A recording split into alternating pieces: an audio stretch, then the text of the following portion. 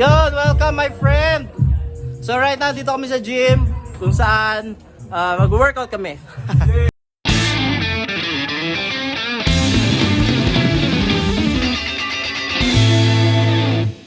So yun nga no, ang dilim pa rin, ba't ang dilim? So yun nga no, dito kami ulit. So yun nga, tanong, marami kasing reason kung bakit ang tao nag-gym, maraming reason kung bakit ba't gusto mong pumunta sa gym, ba't gusto mong magpapayat. So siguro maganda mag-survey muna tayo sa mga tao kung ano yung mga dahilan nila. Yeah. Kung bakit sila nagsimula rito sa gym.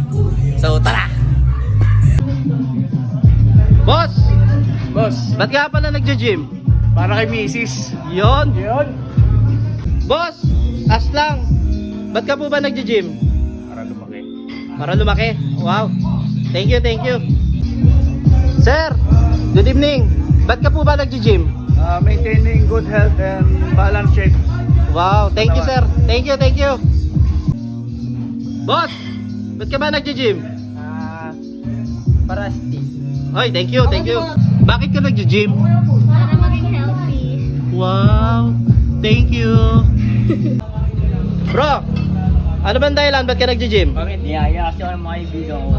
Yun oh, thank you. Siguro pinaka the best na tatanungin ko is yung number one or one of the best trainer, coach dito sa Quezon Province.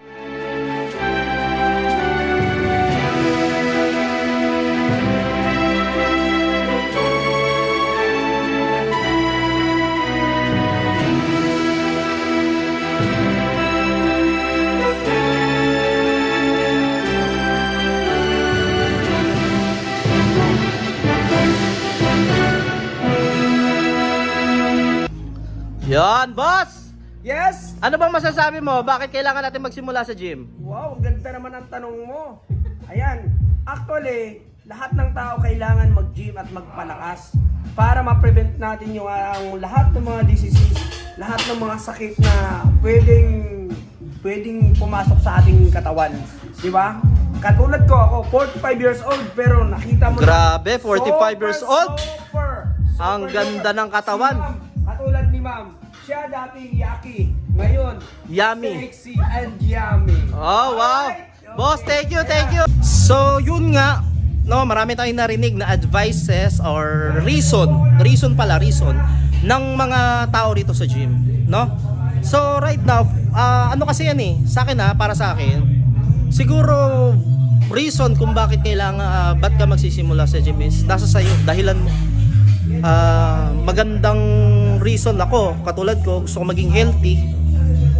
Gusto ko talagang, alam mo yun, kasi medyo malakas yung hilig ko, mahina yung katawan ko. So, reason, ba't ako nag-gym? Tapos, nung nag-start ako rito, nagtuloy-tuloy na.